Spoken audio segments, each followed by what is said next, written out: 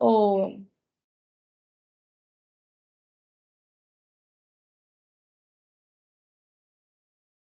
Bueno, entonces, buenas noches, mi nombre es Liz Daniela, soy interna La Javeriana y en la noche de hoy vamos a hablar sobre las manifestaciones cutáneas de las enfermedades infecciosas.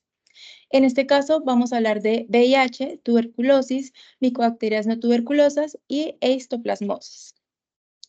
Como base bibliográfica, utilicé en base principalmente estos 13 libros, la Dermatología de Boloña, Fitzpatrick y el de Saúl.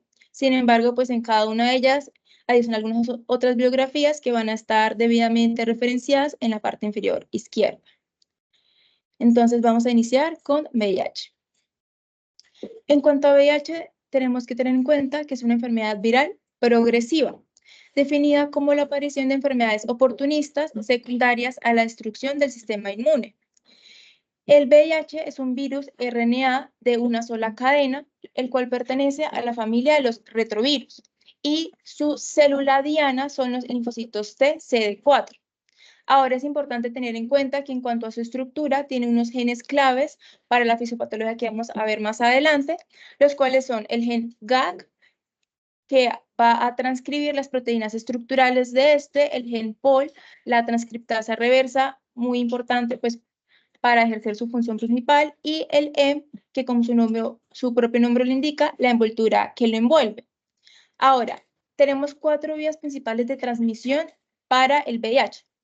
La primera sería la sexual, la parenteral, por eso pues en estos pacientes los usuarios de drogas intravenosas que comparten las inyecciones suelen ser más susceptibles de contraer esta enfermedad. Asimismo, materno-infantil, por eso es la importancia pues de tamizar a las mujeres durante el embarazo y pues inhibir que es como la única contraindicación absoluta de lactancia materna y hematógena. Ahora, en cuanto a la epidemiología, podemos observar en este gráfico que si bien pues principalmente es zona endémica en países de bajos ingresos, como lo son los países africanos. Sin embargo, Colombia y sobre todo lo que es Sudamérica, Latinoamérica como tal, no se queda atrás. Tiene una prevalencia entre el 0.4 al 0.8%. En cuanto a la historia natural, tenemos que la infección se divide en tres grandes fases. La fase aguda, la fase crónica y el SIDA. El SIDA comúnmente conocido como un recuento CD4 menor a 200 o cualquier infección oportunista que veremos más adelante. La fase aguda es cuando se da desde el contagio hasta la seroconversión y en el 50% de los casos suele ser asintomática, seguida de una fase crónica que es la fase conocida como latencia, que básicamente el virus se reserva en los ganglios linfáticos y puede durar de 1 a 10 años. Acá podemos observar la gráfica que nos describe cada una de estas fases. Entonces, esta gráfica nos explica principalmente las diferentes pruebas que vamos a utilizar en el diagnóstico y cuya importancia porque debemos utilizar algunas antes o después, según el tiempo de la historia natural de este virus. Entonces, inicialmente tenemos la exposición al virus como tal, luego vamos a ver, como vemos, el pico de viremia se da entre los 25 a 35 días, luego ese pico de viremia, que es la fase principalmente aguda, donde se va a llevar a cabo el síndrome retroviral agudo, que son básicamente síntomas muy inespecíficos y pueden pasar básicamente como una gripa. Y luego esta viremia va a disminuir, que es lo que conocemos como el periodo de latencia, donde hay básicamente síntomas muy inespecíficos o el paciente puede incluso estar asintomático con una duración de 5 a 10 años. Ya luego esta viremia puede volver a aumentar posterior a este tiempo y generar lo que conocemos como el SIDA, ya sea por las infecciones oportunistas o por un recuento CD4 menor a 200. Ahora, ¿qué es lo que pasa? Que durante la fase aguda, pues tenemos estas diferentes pruebas que podemos realizar a la hora del diagnóstico. Una, la detección del virus, la detección de la P24, que es una proteína que tiene el virus en su estructura. Como podemos ver, estas nos sirven o son útiles en los primeros días de la infección, lo cual es muy poco probable que un paciente nos consulte en esta fase tan aguda. Posteriormente, por la respuesta del sistema inmune, ya nos vamos a crear los anticuerpos frente a este y podemos generar pruebas de anticuerpos, ya sea de tercera generación o segunda generación, que me permiten los de segunda una diferenciación más del VIH en tipo 1 y tipo 2. Y acá podemos adicional ver en la raya, en la línea rosadita, cómo es inversamente a la viremia el recuento es CD4. Entonces, a una mayor viremia, es decir, a una mayor presencia del virus en la sangre, vamos a tener un recuento CD4 menor. Y cómo cae exponencialmente cuando ya estamos en la fase final, que es el SIDA. En esta enfermedad, pues como en la mayoría de las enfermedades médicas, es importante entender lo que es la fisiopatología para así entender pues las manifestaciones clínicas y el porqué del tratamiento que estamos dando. Y pues el VIH no es la excepción, de hecho es una enfermedad que debemos tener muy en cuenta cómo es el proceso del virus, de la entrada a la célula, porque cada uno de estos pasos puede verse bloqueado por los manejos, por los antirretrovirales que utilizamos. Entonces, vemos en esta gráfica que el virus tiene en su etiopatogenia 8 grandes pasos. La unión, la penetración, el recubrimiento de la cápside, la transcripción, la integración, otra transcripción, pero esta vez del ADN, la traducción y finalmente la liberación a sangre. Entonces, vamos a iniciar inicialmente con la adjuntación de este virus, y es que la glicoproteína G120, que está en la envoltura viral del virus y es codificada por el gen CAP que habíamos mencionado previamente, se va a unir a los receptores CD4, que dijimos que era la célula diana de este retrovirus. Y lo que pasa es que este complejo G120, es decir, esa glicoproteína de la envoltura, al unirse a la CD4, va a permitir la unión al receptor de las quimiosinas 5, que podemos observar aquí en la imagen. Acá tenemos un primer punto clave en uno de los antirretrovirales, que son los antagonistas CCR5, como el maraviroc. Ahora, en segundo lugar, tenemos la penetración del virus a la célula. Entonces, esta unión viral a esta CCR5 va a provocar un cambio conformacional de la envoltura del virus, y esto va a permitir que ese virus se fusione a la célula y posteriormente liberar la cápside en la célula del huésped, en este caso la CD4. Acá tenemos otro blanco de los antirretrovirales, que son los inhibidores de la fusión, que pues se van a unir competitivamente a esta GP41 y pues va a prevenir la función del virus. Ahora, ¿cómo son? Pues el antirretroviral clásico de estos inhibidores son el enfuvirtide. En tercer lugar, tenemos el recubrimiento de la cápside viral para liberar el ARN viral. En cuarto lugar, ya vamos a tener como blanco la transcripción inversa. Y es que el ARN del virus se transcribe en ADN. Esa es como la característica de por qué es un retrovirus, porque es inicialmente ARN, pero a través de la enzima transcriptasa inversa me va a permitir convertirse de un RN a un ADN, un virus ADN. Acá tenemos el tercer blanco de los antirretrovirales, los inhibidores de la transcriptasa inversa, tales como lo son el tenofovir y el adefovir. Asimismo, los inhibidores nucleósidos de la transcriptasa inversa, como lo son el abacavir, la sidobudina, el emtricitabina. En quinto lugar, tenemos ya una vez ese virus se haya vuelto de RN, de un virus ARN a un virus ADN, vamos a obtener la integración.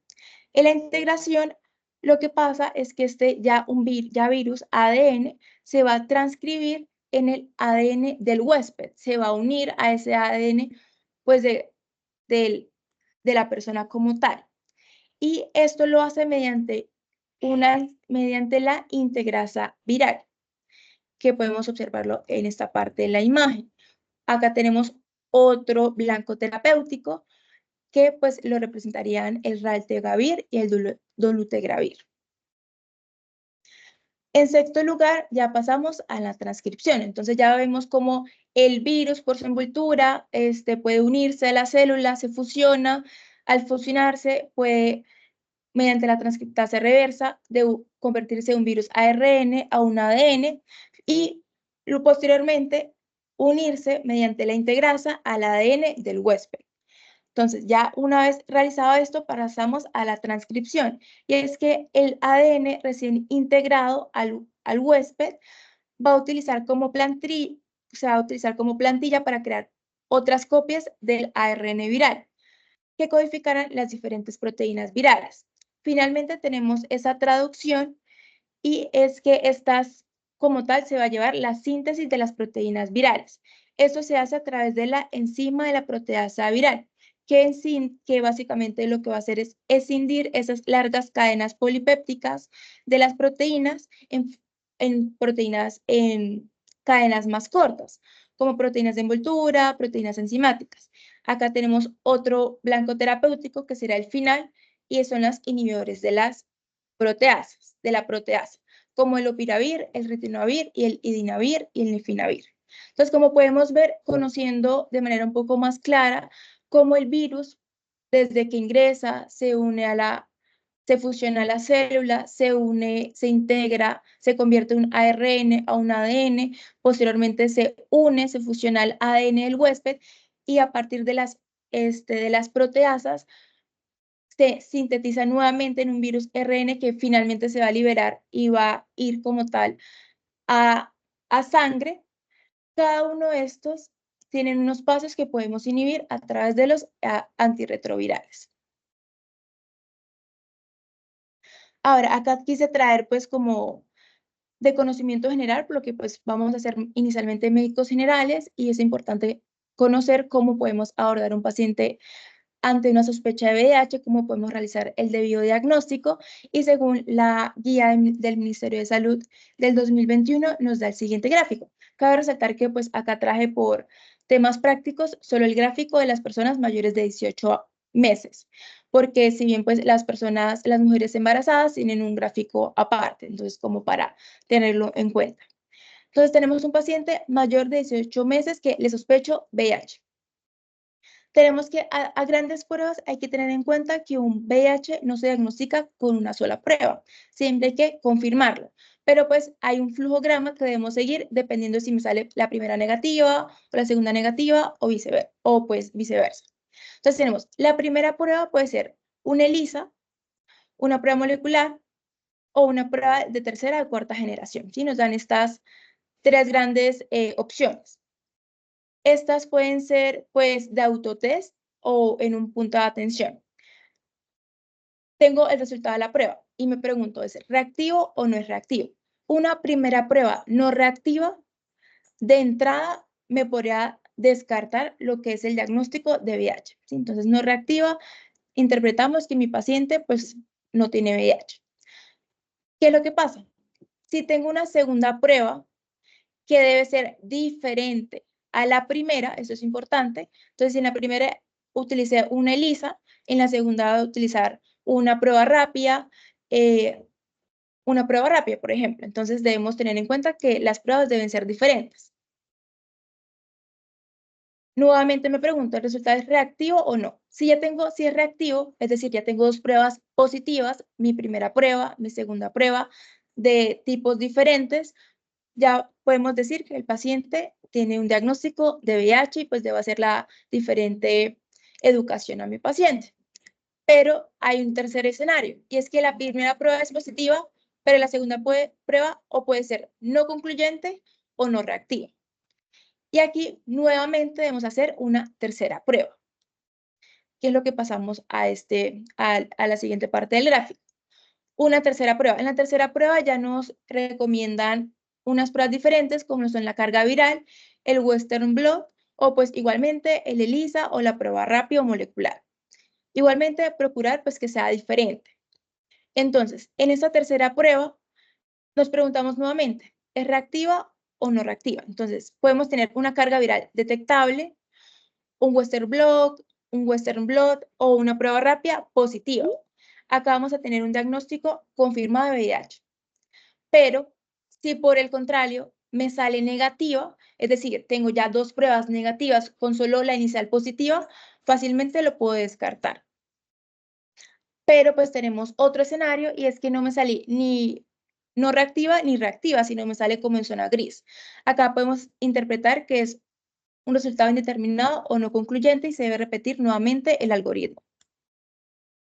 Entonces, acá como están los diferentes escenarios que podemos presentar. La primera es que de entrada tengo una prueba negativa. Entonces, ya sabemos que pues el paciente no tiene VIH. Segunda prueba, que para seguir el algoritmo debemos tener en cuenta que la primera prueba me debe salir positiva. Si me sale positiva, debo hacer una segunda. En lo posible, de diferente prueba. Entonces, si ambas son positivas, tenemos un paciente con VIH. Tercer escenario, primera prueba positiva, segunda no reactiva, hago una tercera prueba que es positiva, entonces mi resultado final es que el paciente tiene VIH. Cuarto escenario, primer resultado positivo, segundo negativo, como ante la duda debo hacer otra tercera prueba. Si sale no concluyente o indeterminado, sobre todo indeterminado, pues va a quedar como indeterminado. Pero si por el contrario esa tercera prueba me sale negativa, al igual que la segunda, igualmente descartaríamos VIH. Entonces, esto es como importante tenerlo en cuenta para, pues, en consulta externa o, pues, nosotros como hospitalarios, pues, tener en cuenta como el abordaje diagnóstico de un paciente con VIH. Ahora sí, como entrando más en materia, lo que nos interesa en este caso, que son las manifestaciones cutáneas. Importante tener en cuenta que la Organización Mundial de la Salud me estadifica el VIH en 4 grandes estadios, que son el estadio clínico 1, asintomático, básicamente cuando tenemos un adecuado recuento de CD4 mayor a 500. Como ya dicho previamente, es un estado, la fase aguda usualmente suele ser asintomática y solo se da el síndrome retroviral agudo, caracterizado básicamente por una síntomas inespecíficos de tos o adenopatías generalizadas persistentes. Entonces, un primer signo que nos puede prender las alarmas es un paciente con una adenopatía generalizada que persiste. Estadio clínico 2 ya es un estado clínico leve con un recuento de linfocitos entre 350 a 499. Acá depende, acá ya podemos clasificarlo un poco en cuanto a los grupos etarios, ya sea entre niños, adultos o adolescentes, o pues si bien hay enfermedades que no distinguen por grupo etario y se pueden presentar a cualquier edad. Estas son el herpes zóster, la infección fungal por hongos, las erupciones papulares pruriginosas, la quelitis angular y ulceraciones orales recurrentes. Importante tener en cuenta que toda infección recurrente crónica que no me responde a manejo, tanto dermatológica como sistémica, sospechar un VIH, porque no es normal. En adultos y adolescentes, la primera manifestación dermatológica en los estadios leves puede ser algo tan común que pues, se ve tanto en medicina general como en, pues ya en especialistas pues, de dermatología. Tenemos la dermatitis seborreica y pues el síndrome constitucional. En cuanto a los niños, sobre todo los moluscos contagiosos y las verrugas generalizadas. En el estadio clínico, ya en estadio avanzado, en todas las edades, las candidiasis, las leucoplasias vellosas orales y igualmente las úlceras orales. Acá voy a pasar un poco más rápido porque pues voy a explicar a grandes rasgos más adelante lo que es cada una de ellas. Y ya el estadio 4, que pues es lo que conocemos como SIDA, con recuento de linfocitos CD4 menor a 200. Tenemos ya las enfermedades oportunistas, definidas como sarcoma de Kaposi, criptococosis, micosis diseminadas, como las cosidiodomicosis, histoplasmosis, las micobacterias diseminadas no tuberculosas, que también igualmente veremos. Entonces, todas estas en caso de presentarse un paciente sin tener en cuenta su recuento de CD4, saber que son enfermedades oportunistas que ya me definen un SIDA. Como reglas de oro, es importante tener en cuenta que los hallazgos en piel guardan relación con el estado inmune del paciente. Es decir, como vimos previamente, dependiendo del recuento del CD4, nos van a dar ciertas manifestaciones clínicas. Por lo que, si tengo un paciente ya con un diagnóstico pre-VIH, es importante conocer su carga viral y recuento CD4, dado que me va a establecer un diagnóstico más preciso de qué es lo que está causando la manifestación cutánea. 3 grandes reglas de oro. Cuando sospecho un VIH, simplemente en manifestaciones cutáneas. Cuando son muy graves, son diseminadas, puede ser un molusco contagioso diseminado, por ejemplo, una dermatitis seborreica que no responde al tratamiento porque son resistentes al tratamiento, o manifestaciones que suelen ser atípicas, como por ejemplo un herpes zóster que afecta más de dos dermatomas. Acá igualmente el recuento por CD4 pueden tener ciertas manifestaciones clínicas. Esta igualmente ya las vamos a ver. Las manifestaciones cutáneas en VIH las podemos dividir en 4 grandes aspectos. El síndrome retroviral agudo, ya el VIH establecido mediante dos grandes grupos que son las inflamatorias, las infecciosas, por los diferentes agentes etiológicos, el síndrome de reconstitución inmunológica y las neoplasias. Como vamos a observar, tanto en todas las enfermedades que les voy a mencionar a continuación, muchas manifestaciones con solo la clínica, es un poco difícil establecer el diagnóstico. Entonces, en gran parte de ellas, por no decir todas, se requiere una biopsia cutánea para confirmar el mismo. En cuanto al síndrome retroviral agudo, síntomas inespecíficos, unas 6 semanas posterior a la infección del virus. Como parte dermatológica podemos encontrar un exantema maculopapular hasta en el 56% de los pacientes. No en todo, solo como hasta aproximadamente en la mitad. Este suele ser simétrico y si bien se puede presentar a nivel generalizado, predomina en cara, tronco, palmas y plantas. Otras manifestaciones cutáneas que podemos encontrar en el síndrome retroviral agudo son una urticaria, una alopecia, un intértrigo, un eritema multiforme. Y las úlceras orales, que como previamente mencioné, siempre hay que estar pues como pendientes. Acá Boloña, pues como gráficamente nos divide por cuadritos los diferentes trastornos que podemos observar en pacientes con VIH. Entonces, ya en paciente con VIH establecido, como dije previamente, son dermatosis inflamatorias o infecciosas. En cuanto a las inflamatorias, igual. Siempre empezar en VIH si es grave, resistente al tratamiento o inicio súbito. Entre ellas tenemos la dermatitis seborreica, psoriasis vulgar, la foliculitis eosinofílica y la pitiriasis roja. Y muy importante también el acné conglobado. Liz, una cosita antes de que avances más en las inflamatorias. Con respecto al síndrome de retroviral agudo, muy bien lo de maculopapular, sin embargo, también se puede presentar, e incluso a veces, muy frecuentemente, lo que uno ve en los pacientes como morbiliforme. Morbiliforme se refiere como a esas máculas, placas eritematosas, como cuando casi como edematositas, como dicen, como por unas plaquitas eritematosas sin descamación. Y así se puede ver generalizadas en las áreas que decías. Muchas veces lo tan grave puede ser el síndrome retroviral agudo como la carga viral que tiene el paciente. Entonces, si lo vemos muy comprometido, quiere decir que la carga viral de ese paciente es más alta. Eso es lo que quería agregar. Gracias, Liz. Listo, doctora, muchas gracias.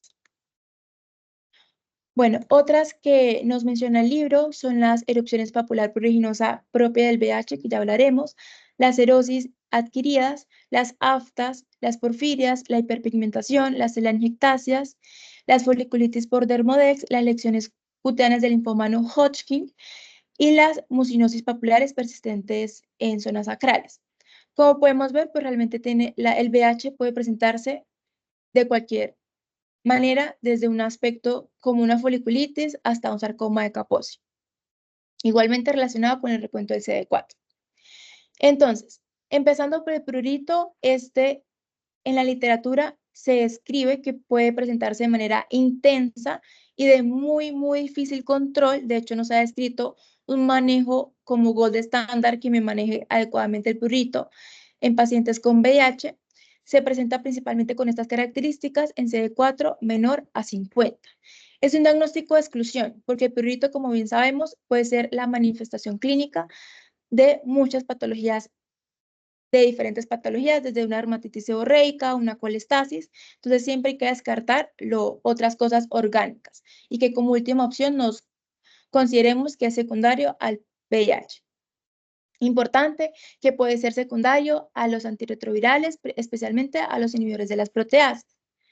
Y pues si bien la etiopatogenia se desconoce, se propone que puede ser por una pérdida de los péptidos neuronales. Manejo y una adecuada hidratación, antihistamínicos, teniendo en cuenta que el prurito tiene dos vías, antihistamínicas y no histaminérgicas. Entonces, no solo con dar antihistamínicos, pues nos garantizamos de que el paciente se va a aliviar del prurito. Tenemos también proponen fármacos psicoterapéuticos, como lo son la amitriptilina o otros tipos de terapias, como lo son la fototerapia. En cuanto a la cirrosis, afecta casi al 30% de los pacientes. Múltiples factores. El VIH es una enfermedad que afecta de manera global al paciente, de manera sistémica. Afecta desde la parte nutricional, así como haciendo más susceptible al paciente, porque claramente es una enfermedad inmunológica que me afecta y me genera mayor susceptibilidad a otros tipos de enfermedades, como ellas las crónicas. Entonces, todos los factores contribuyen a la cirrosis. Si bien puede presentarse como una piel seca, que es lo que define la cirrosis, con escamas finas, se puede presentar el eczema craquelé, que ya es con una escama gruesa e hiperpigmentada. Manejo igualmente, adecuada hidratación y también se puede indicar algunos queratolíticos, urea, ácido láctico y salicílico.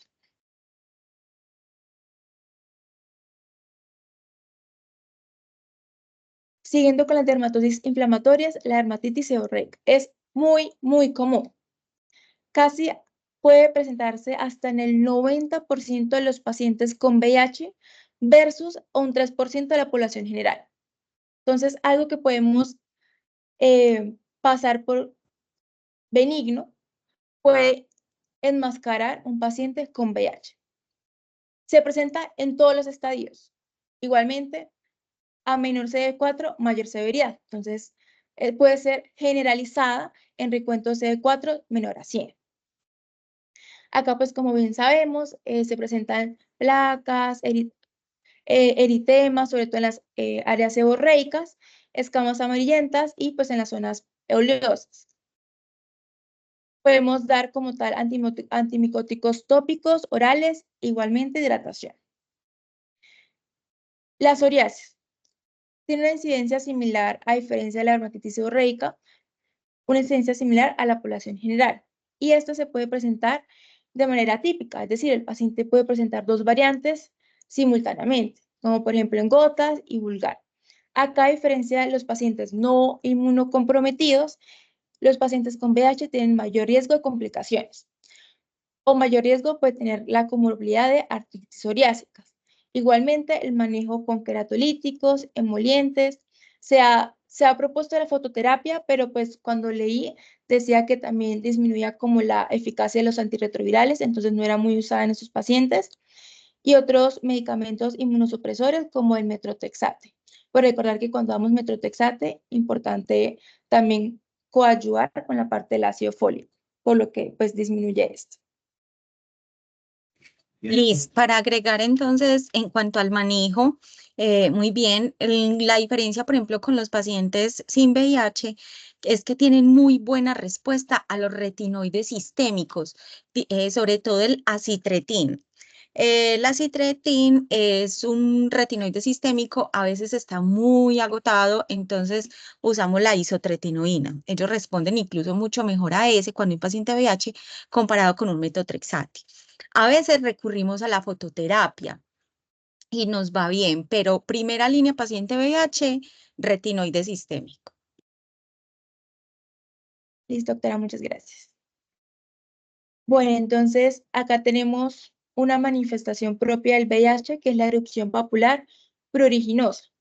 Suele darse también igual en fase SIDA, recuento CD4 menor a 200, y se da principalmente por ya un compromiso de tanto la inmunidad celular como la humoral, lo cual pues se caracteriza por un aumento de la inmunoglobulina E y los eosinófilos.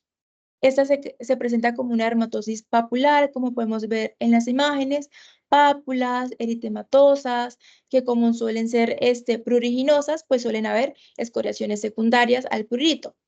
Igualmente, el manejo indicado en la literatura describen la fototerapia, la talidomida y los antihistamínicos. Pues muy importante tener en cuenta que la talidomida es teratogénica.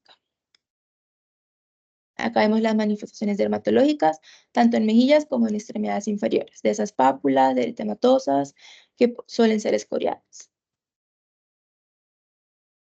Perdón, Liz. A ese anterior, la erupción papular pruriginosa, también van a escuchar que la encuentran, los otros profesores dicen, es el famoso prurigo del VIH. Entonces, si le dicen prurigo del VIH, se está refiriendo a esta misma erupción papular pruriginosa. Ya. Excelente.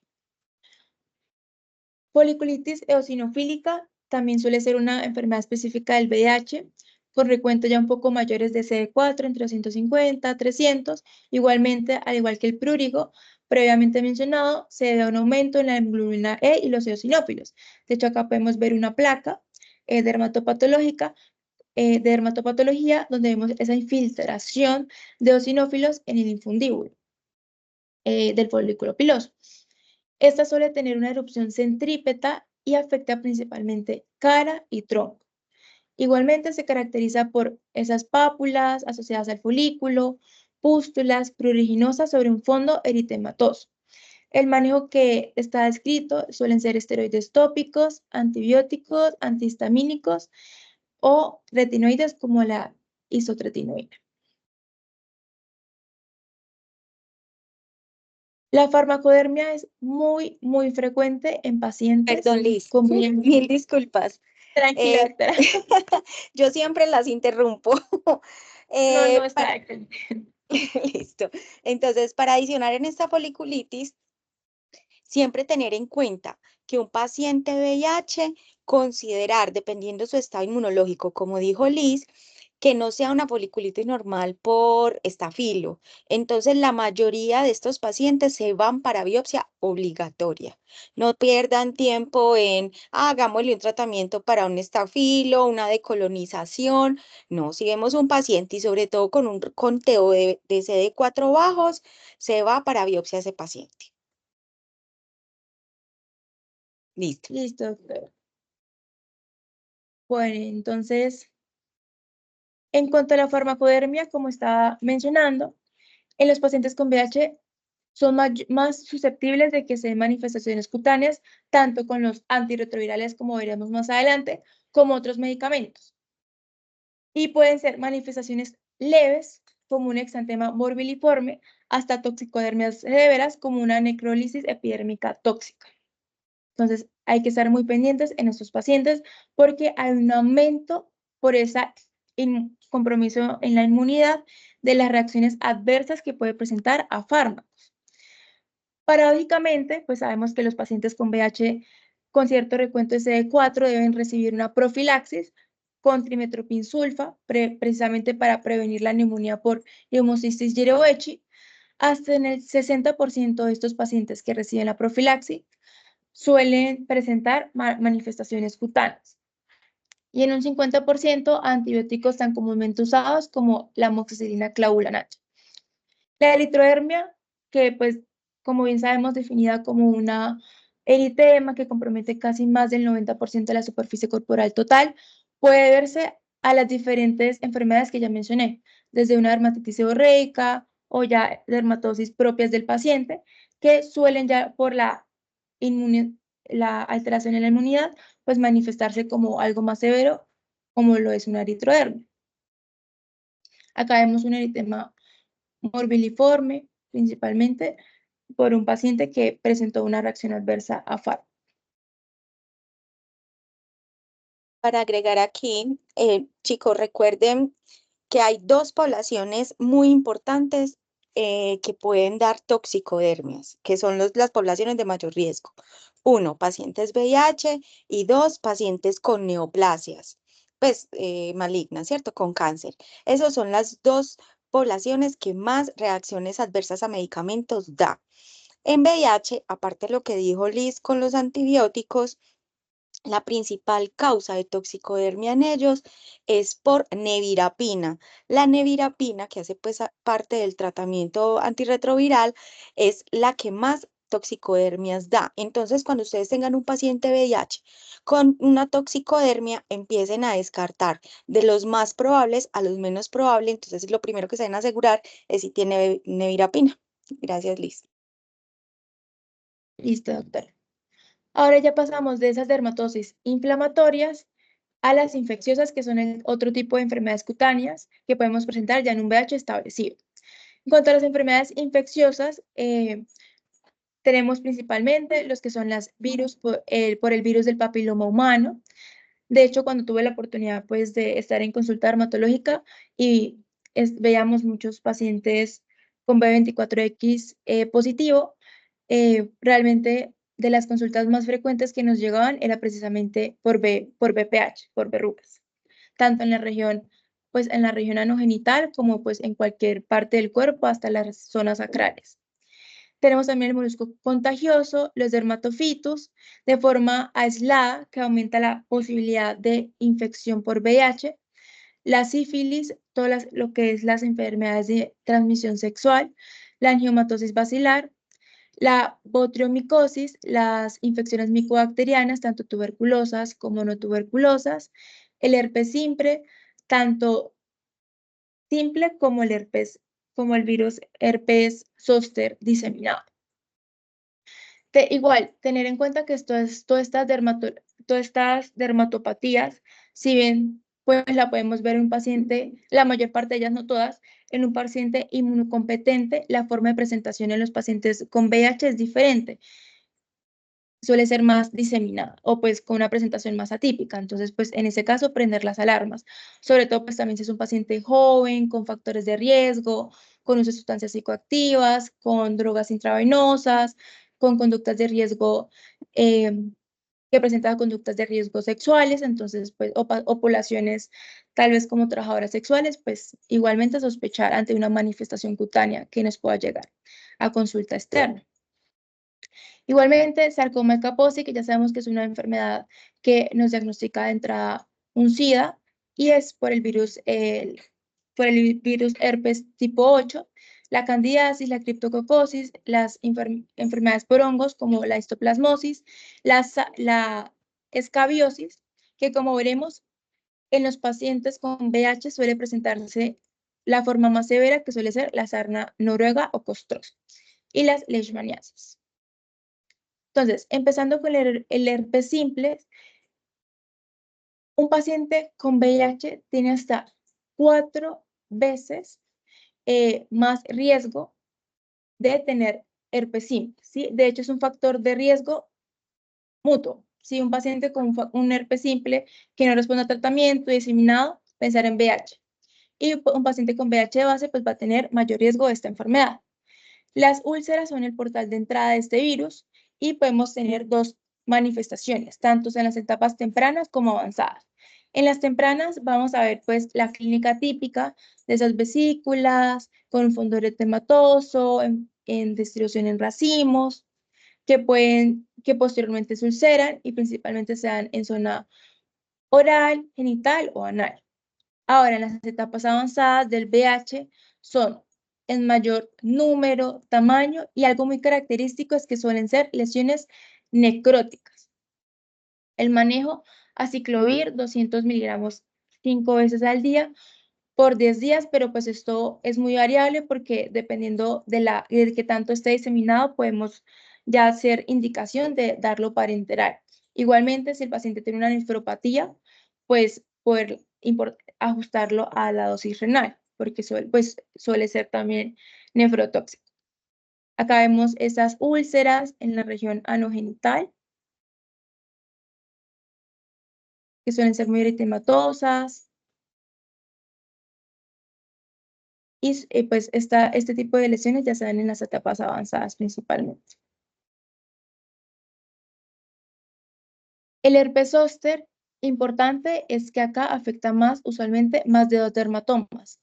Cruza la línea media y son lesiones diseminadas. Entonces, ya el patrón no suele ser el típico, un dermatoma, las vesículas en racimos que afectan un dermatoma, sino afectan un mayor número de dermatomas. Como suele ser un diagnóstico clínico, pero ante la edad diagnóstica, pues dada la presentación atípica, podemos realizar una PCR o una tinción de T-Sang. El manejo igualmente aciclovir en mayor dosis por 5 días durante 10 días, pero esto varía, pues dependiendo del paciente. Para adicionar en cuanto, perdón, Liz, para adicionar en cuanto al tratamiento, el aciclovir en pacientes VIH, sobre todo en herpes, que ellos, como dijo Liz, normalmente hacen lesiones más diseminadas, que es lo que nosotros hablamos, un herpes diseminado es cuando lo que dijo Liz, más de 2 dermatomas o incluso más de 20 lesiones. Nosotros preferimos en paciente VIH intravenoso, lo ideal, o sea, siempre intravenoso. Y en este caso sería de 5 a 10 miligramos por kilo día, pero lo que dijo Liz muy bien, normalmente son 10 días, pero los pacientes, por lo general, si usted ve a los 10 días que está muy pegado, se puede ir hasta 14 o más días de tratamiento. No hay que decir pues que hay falla terapéutica desde el principio. Listo, gracias.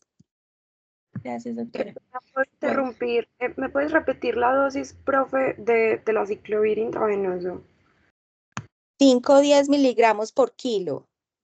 Y recordar lo que dijo Liz, que siempre, siempre evaluar la tasa de filtración glomerular, porque dependiendo en qué estadio o en qué valor esté esa tasa, va a ser la disminución de la dosis. Entonces, eso es difícil aprendérselo, pero para que sepan y lo busquen, porque eso depende si se baja un 50%, un 25%. Entonces, siempre recordar la función renal del paciente. Bueno, siguiendo con el Epstein-Barr, este tiene también múltiples manifestaciones clínicas, desde una leucoplasia vellosa hasta un linfoma de Burkitt o linfoma de células grandes. Acá vemos la leucoplasia vellosa, que suele ser muy frecuente en la zona lateral de la lengua, en cavidad oral, y esta es la parte de la histopatología. Y la leucoplasia vellosa en pacientes con VIH se suele presentar en estadios avanzados. Son placas blanquecinas, adherentes, que suelen tener estas proyecciones venosas. Y como diagnóstico diferencial tenemos la candidiasis y el líquen plano. El manejo, igual que el herpes, suele ser con un antiviral como la aciclovir. El citomegalovirus realmente es una manifestación muy rara. De hecho, ni siquiera fue encontrar como una imagen específica de citomegalovirus en un paciente con VIH, pero lo que se describe es que suelen ser o se manifiestan mediante úlceras de gran tamaño que son indistinguibles del herpes. Entonces, pues en este caso, sí es importante realizar un cultivo, una PCR para diferenciar si es un herpes o un citomegalovirus, y al igual que el herpes, suele ser muy frecuente en la región anogenital. El manejo cambia a azaciclovir o foscarnet. Ahora, el BPH se presenta desde algo muy simple, que son las verrugas que pues conocemos comúnmente, hasta las condilomas acuminados, como lo vemos en este paciente, en esta imagen de la izquierda. Son lesiones grandes, múltiples y resistentes al manejo. Importante es que ante un paciente que me presente con un BPH, sobre todo en la región anogenital, saber que de base estos pacientes tienen hasta 37 veces más riesgo de presentar un CA anogenital y en mujeres hasta un CA cervicouterino. Entonces hay que estar muy pendientes de estos pacientes y de hecho pues ya cuando tienen lesiones pues desde la parte dermatológica claramente se trata la mucosa, la zona cutánea, pero ya de lesiones muy internas, remitir a coloprocto pues para realizar un adecuado manejo. El manejo, así como desde la parte dermatológica, se ha descrito la podofolina, la crioterapia, que es como lo que vi en consulta que más realizaban, el imiquimod, láser o la incisión de las lesiones. Molusco contagioso, que pues lo tenemos muy presente en los niños, esas pápulas umbilicadas, perladas, con esa, pues esa umbilicación. En los pacientes VIH igual, presentación severa. Son grandes, más de 1 centímetro, múltiples, que confluyen. De hecho, esto es una niña que tiene 2 manifestaciones, ¿sí? Una es la candidiasis oral y asociada a este molusco contagioso, y pues la niña que terminó siendo una paciente con VIH por un contagio materno-fetal. CD4 menores a 200, igual en estadios avanzados, y los manejos suelen ser muy similar al anterior, como el curetaje, la crioterapia, la electrodisecación o el imiquimod. Entonces, siempre, por más que lo repita, pues estar alertas ante un paciente que nos llegue con una manifestación dermatológica, desde una dermatitis seborreica, que es algo que uno suele ser de un curso benigno, pero generalizada, paciente con factor de riesgo, pues pensar en una que puede ser incluso la primera manifestación de un VIH. La En neumatosis, cuanto, Liz, perdón. sí, doc. En cuanto al molusco contagioso, recordar pues esas lesiones gigantes, ellos son los que presentan más eso, se puede parecer mucho a la criptococosis e histoplasmosis como ahorita nos va a explicar Liz. Sin embargo, también se pueden ver ciertas lesiones verrucosas, porque uno se confunde esperando pues la umbilicación o eso, pero a veces pueden parecer verrucosas e incluso se pueden confundir con carcinomas vasocelulares en pacientes de mayor edad. Incluso a veces el paciente VIH no las presenta, pero cuando empiezan a hacer el síndrome de reconstitución inmune, empiezan a aparecer estas lesiones. Gracias, Liz. Gracias, doc. Bueno, ahora esto era en cuanto a las infecciones virales, todo lo previamente mencionado. Ahora pasamos a las infecciones bacterianas. Como primer lugar tenemos la angiomatosis basilar, que se da por la Bartonella henselae, que su principal vector, el transmisor, perdón, o reservorio es el gato, y es propia del SIDA. Entonces, esto es una enfermedad oportunista propia del SIDA. Es decir, un recuento CD4 menor a 200. ¿Cómo la vemos clínicamente? Como podemos ver en esta imagen, pueden ser desde pápulas, lesiones pequeñas, hasta nódulos o placas, desde ser lisas hasta verrugosas, y tienen un color muy característico, es que son violáceas o rojas. Pueden tener igualmente una consistencia muy fluctuante, desde blandas, duras, y son dolorosas. O suelen ser dolorosas, pero pues algunas pueden ser asintomáticas. Importante es que respeta las zonas como acrales, las palmas, las plantas y la cavidad oral. El diagnóstico diferencial en un paciente con esta presentación clínica son principalmente el sarcoma de Kaposi, que también es otra infección propia de SIDA, o el angiosarcoma. El manejo descrito está tanto la doxiciclina como la eritromicina, con esa dosis descrita. Ahora, como ya pues la doctora mencionó previamente, en lesiones, así que a simple vista pueden ser esas infecciones de piel y tejidos blandos que tenemos frecuente en pacientes inmunocompetentes, como las foliculitis, la celulitis, las forunculosis, los simpéticos, aunque estos son más principalmente por el estreptococo, pues hacer la biopsia si es un paciente con VIH, porque ya como tal de etiología de estafilococos aureus, igualmente las infecciones son más sistémicas y pueden presentarse en los diferentes espectros que ya conocemos. Importante es que estos pacientes, hasta el 50% son portadores asintomáticos.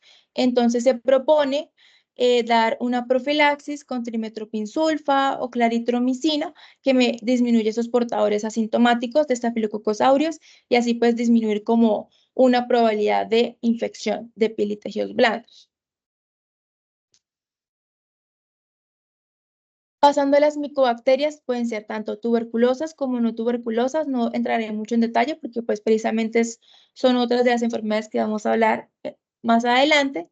y tienen, al igual que todas, un gran aspecto clínico, desde pápulas y nódulos hasta una placa endurada, como podemos ver en esta imagen, en la región de la rodilla, violácea, o presentarse de otras maneras como úlceras, abscesos o placas verrugosas. Muchas micobacterias, pues haciendo esta presentación, tienen una distribución esporotricoide o pues una distribución linfocutánea, que en otras imágenes vamos a ver con mayor claridad. Importante es que los pacientes con VIH, por esa inmunodepresión que presentan tanto a nivel celular como humoral, en los diagnósticos a veces suelen ser muy difíciles, porque si bien nosotros tenemos como en mente una micobacteria, patología es igual a granuloma, pues realmente nuestros pacientes, incluso en la histopatología, pueden no presentar esos granulomas caseosos porque el sistema inmune está tan afectado que no los forma. Entonces, tener en cuenta que ante ausencia de un granuloma, pues no necesariamente descartamos una micobacteria. La sífilis. La sífilis se presenta en esos pacientes con lesiones concomitantes, tanto la primaria como la secundaria. Es decir, la primaria con ese chancro en la región inguinal y con la secundaria, pues las lesiones principalmente palmoplantares conocidas, como la podemos observar en la imagen superior. Pero importante acá es una sífilis muy característica y es la lues o sífilis maligna o ulceronodular, que es una forma grave cutánea de la sífilis en estos pacientes. Suele tener síntomas prodrómicos, sistémicos, los pacientes suelen tener malestar general, fiebre, mialgia, artralgias, asociado a, como podemos ver en la imagen inferior, pápulas, pústulas, eritematosas que suelen tener un centro necrótico. Como otra lesión, pues no podría decir patognomónica, pero como podemos ver, estos pacientes, todas esas lesiones que podemos tener de base en un paciente inmunocompetente, en los pacientes con VIH, ya suelen ser necróticas, diseminadas, con formación de costra y ulceración. Al igual que las micobacterias, el BDRL, esta prueba no treponémica que me ayuda pues, a distinguir si es una infección activa o no, puede ser negativo. Igualmente, pues el sistema inmune comprometido. Entonces, muy presente pues esto en los pacientes con VIH, que estas ayudas diagnósticas pues muchas veces se ven sesgadas. Listo. Sí. Después me dicen si sigo interrumpiendo o me dejo todas las aclaraciones para el final. Bueno, entonces, sí, mejor así, Sí, porque mejor. después uno se le olvida. Bueno, entonces, en cuanto al paciente con sífilis, varias cosas. Recordemos que la sífilis es la gran simuladora, ¿cierto? Entonces, puede tener todas las manifestaciones que dijo Liz, sin embargo, recalco la queratodermia palmoplantar, que muchas veces decimos, no, ese señor es como trabajador, tiene callitos. No, recordar, mirar plantas, mirar palmas, si hay una queratodermia marcada, paciente VIH, así no tengan las otras lesiones papulares en el resto del cuerpo, lo recomendado es siempre mandar prueba treponémica y no treponémica, o sea, las dos. Y el BDRL puede ser negativo. En caso que les dé negativo, ustedes piden otra vez el examen. Recuerden, con diluciones por el efecto Prosona. Recuerde que son tantos que no deja que se haga bien, por decir así, la lectura del examen. Entonces, lo recomendado, cuando hay un BDRL negativo y usted tiene una alta sospecha de sífilis, lo vuelve a mandar, pero con la aclaración de que se hagan diluciones. Listo, gracias. Gracias. Bueno, siguiendo con la candidiasis, es la micosis más frecuente en los pacientes inmunodeprimidos.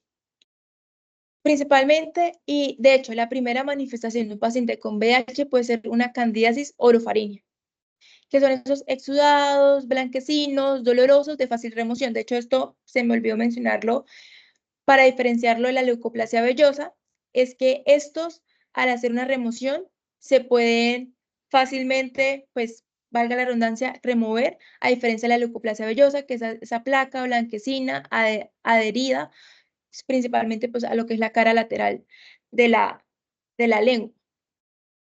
Esta suele presentarse más que todo a nivel de la cavidad oral, pero pues en las paredes, más no tanto en la mucosa.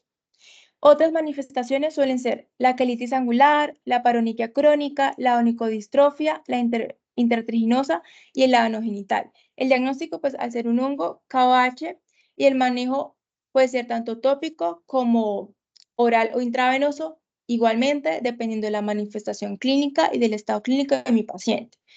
Si es una candidiasis oral, de entrada podría tratarse con una nistatina tópica por 10 a 14 días, pues, pero si ya sí es algo más severo, como en piel, puede tratarse con itraconazol o fluconazol. Bueno, para agregar, entonces, tenemos un paciente que llegue con VIH y con lesiones con muchas placas blanquecinas en cavidad oral. Es importante, si me está refiriendo odinofagia o a veces incluso disfonía, pero es más que todo la odinofagia. Si el paciente se queja de dolor para tragar, mandatoria la endoscopia, porque necesitamos evaluar cómo está esa faringe, puesto que la candidiasis oral, por más fea que se vea, no es una enfermedad definitoria de SIDA, mientras que la candidiasis orofaringea sí. Entonces es muy importante considerar ahí la endoscopia en caso de que estén pues, en hospitales de mayor nivel. Ya, sería eso. Gracias, doctora. Ahora, el Cryptococcus neoformans es una levadura encapsulada que se presenta al igual que la histoplasmosis en las heces o los excrementos de aves o también pues en suelos contaminados. Esta es igual propia del SIDA, más específicamente con un recuento de CD4 menor a 200. Y la forma cutánea se presenta hasta en un 20% en los pacientes que presentan una infección sistémica, porque sabemos que el primer foco de un criptococo en un VIH suele ser por una neumonía o, pues, en segundo lugar una meningitis. Pero hasta en el 20% de estos pacientes pueden presentar la forma cutánea.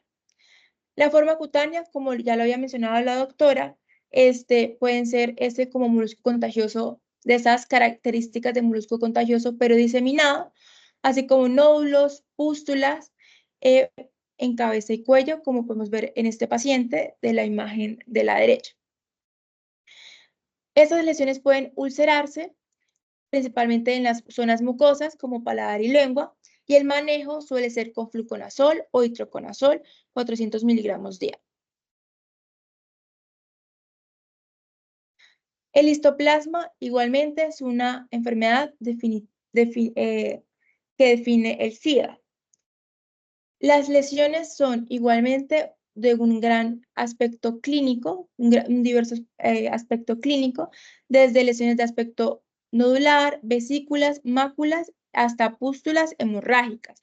Acá el manejo ya cambia, que suele ser pues un antimicótico, pero con anfotericina B, y no como lo sería con la fluconazol o itraconazol en caso de un criptococo.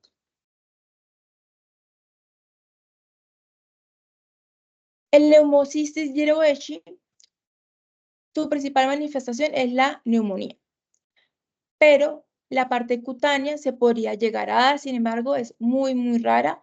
Realmente tampoco encontré como una imagen que me mostrara las manifestaciones cutáneas. En caso de serlo, es lo que uno conoce como neumocistosis cutánea, y suelen ser lesiones papulares, anodulares rojizas, y si bien puede presentarse en cualquier parte del cuerpo, es muy común en las narinas y en los pabellones auriculares. La dermatofitosis, principalmente por el Trichophytum rubrum, suele ser igualmente generalizada, atípica y resistente al manejo. Esos son como los tres pilares de sospechar un VIH. Una manifestación cutánea que es generalizada, atípica y resistente al manejo. La tiña del pie, muy característicamente describe la literatura, es que es en forma de calcetín, es decir, ya se expande como al dorso del pie, de los dedos, y no solo se queda como en esas zonas interdigitales como características de la tiña del pie, sino que ya es más generalizada a nivel del mismo. La onicomicosis subungual proximal según lo que leí, también es muy característico de que el paciente esté inmunodeprimido, como como lo observamos en esta imagen de la derecha. Y el manejo igualmente suele ser con terbinafina o itraconazol.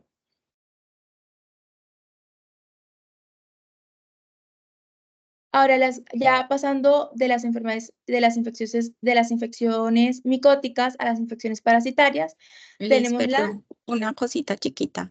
En cuanto a los dermatofitos, recuerden chicos, las dermatofitides muchas veces se quedan tratando a pacientes por eczemas en los brazos, en tronco, les dan esteroide no mejora o creen que es una micosis, le hacen KOH negativo. Siempre revisar los pies, las uñas del paciente y los espacios interdigitales, porque puede que eso sea una dermatofitide, lo que tiene en el brazo, y eso no se le quita hasta que usted le trate la micosis del pie. Listo. Entonces, siempre que ustedes vean una lesión en un paciente VIH e incluso paciente inmunocomprometido que no le mejora y no le mejora con su tratamiento inicial, busque que no tenga una dermatofitosis en alguna parte. Gracias. Gracias, doctora. Por ella, siguiendo con las infecciones parasitarias, tenemos la escabiosis, que igualmente se presenta dependiendo si es una etapa temprana del VIH o si ya estamos ante un paciente con SIDA. En las etapas tempranas, pues tenemos la clínica típica, mientras que en un SIDA ya la presentación clásica suele ser con el tipo de sarna, que es la sarna costrosa o la sarna noruega, que la podemos observar en estas ambas imágenes, que suelen ser características por placas costrosas o pseudoasiformes y presentarse principalmente en espalda, cara, el cuero cabelludo y la región subungual. El manejo pues está escrito tanto tópico como oral, pero se prefiere oral, pues dada la inmunosupresión, y tenemos como opciones la ivermectina o también pues la permetrina. Eso pues fue en cuanto a lo que es el VIH y ya vimos la parte del síndrome retroviral agudo. Ahora, la tercera... Perdón. En la escabiosis, entonces, están las opciones de la permetrina y la ivermectina, pero es mandatorio que paciente con sarna costrosa, la sarna noruega que también conocemos, se debe hacer tanto tratamiento tópico como tratamiento oral. Entonces, uno tiene que usar los dos esquemas. Incluso si uno mira en UpToDate, hay unos esquemas para sarna costrosa que es mucho más largo. Normalmente en una escabiosis en paciente inmunocompetente, uno cuando es el tópico, uno dice permetrina hoy y permetrina mañana y listo. Pero estos pacientes es permetrina hoy, mañana, vuelve y repite 2 días en una semana. Hay esquemas hasta por un mes, 2 veces semanales. Y la ivermectina oral también se repite varias veces. Entonces, no solamente para sino por ejemplo también para herpes, yo les recomiendo tener un cuadrito con las dosificaciones y las particularidades, sobre todo en herpes, que la verdad a uno siempre se le olvida. Y muchas veces los pacientes llegan maltratados y es que no mejoran, y lo que estamos haciendo ahí es aumentar el riesgo de resistencia que de por sí ya es alto en los pacientes VIH. Entonces les recomiendo hacer como esos cuadritos. Gracias. Gracias, doctora. Bueno, ya la tercera clasificación de estas manifestaciones cutáneas en VIH tenemos el síndrome de reconstitución inmunológica. Es básicamente un cuadro como paradójico, por decirlo de alguna manera, y son aquellos pacientes con SIDA que inician manejo antirretroviral y básicamente presentan una exacerbación de las diferentes infecciones oportunistas que están subclínicas, se manifiestan, o en este caso, pues estas enfermedades cutáneas que se van a exacerbar pues a nivel clínico. Ahora, entonces podemos tener tanto la reactivación de las diferentes dermatosis ya previamente habladas, como como el herpes, micobacterias tuberculosas, no tuberculosas, la foliculitis eosinofílica, el citomegalovirus. Acá podemos ver una reagudización de la micobacteria, pues por lepra, la enfermedad y debido pues a este síndrome de reconstitución inmunológica, por el inicio de la terapia antirretroviral.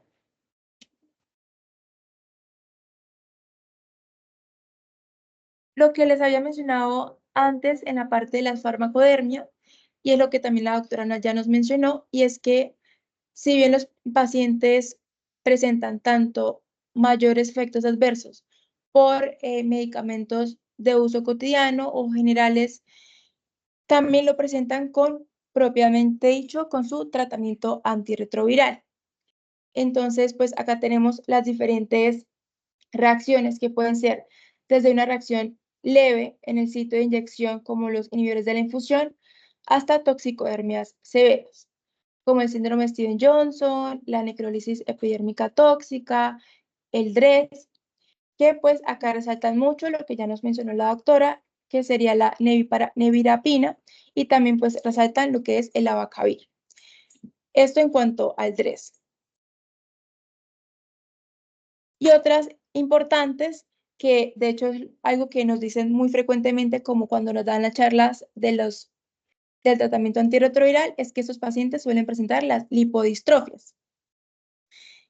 Y pues aumentan también de base ese riesgo al síndrome metabólico, por esto sus pacientes deben seguir un control adecuado en cuanto a su parte metabólica, con los perfil lipídico, la hemoglobina glicosilada, porque diferentes fármacos, principalmente los inhibidores de la proteasa, me generan esta manifestación cutánea de la lipodistrofia, como a nivel metabólico o un aumento de la resistencia a la insulina. En cuanto a las paroniquias o los tejidos de granulación, tenemos principalmente los inhibidores de la proteasa, la cerosis, previamente mencionada, la inhibidor de la proteasa como la indinavir, y la hiperpigmentación de piel y uñas, con los, acá podemos verlo principalmente, una melaloniquia asociada a la acidovidina.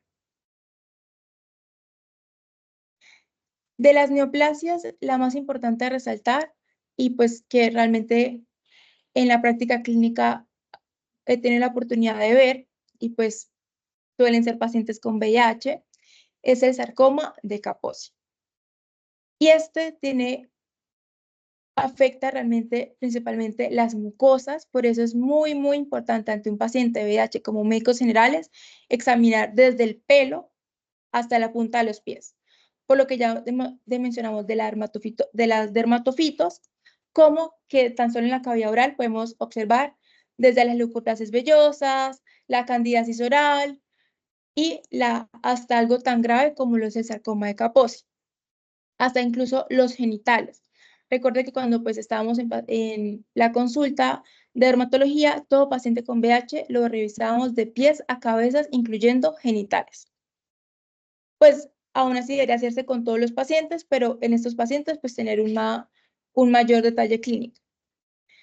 Esta enfermedad se puede presentar con adenopatías, su etiología es el herpes virus tipo 8 y puede ser desde placas, como lo observamos en la imagen E, la imagen F, violáceas, este color es muy característico, hasta tumoraciones de este mismo color, como lo observamos en la zona genital del dorso del pene, pues en la imagen C. Podemos ver que realmente son múltiples manifestaciones en las que se puede presentar este sarcoma de Kaposi. Este resumen se me hizo pues muy bonito como para traerlo a colación, y pues es un resumen de lo que comprende todo lo que es la infección por VIH, de su epidemiología, las complicaciones y como las fases, la fase aguda, la fase latente y ya lo que es el SIDA, que acá gran parte de lo que son las manifestaciones cutáneas como el sarcoma de Kaposi, pues nos van a definir la etapa terminal del paciente inmunocomprometido. Está el síndrome de desgaste, que pues ya es algo más aparte, pero pues en algún tiempo que puedan, pues pueden revisar este gráfico que resume como en mayor y de manera muy gráfica todo lo previamente mencionado. Doctora, pues me habían comentado que no sé si quiere que siga. Acá, pues eso fue como en cuanto al VIH, ¿sí? Traté de hacerlo como un poco más general, por lo que pues en ese momento pensaba que iba a hablar de las demás. No, tranquila, VIH yo me esperaba. Yo cuando Marian me dijo que va a hacer esto, y yo, Dios mío, yo sé que Sí. no le va a dar, porque VIH de por sí es muy, Es muy largo. complejo, es largo y es algo que no se puede pasar pues como por encima. Lo hiciste súper bien y es mejor verlo bien porque eso es muy común. Entonces, yo creo que es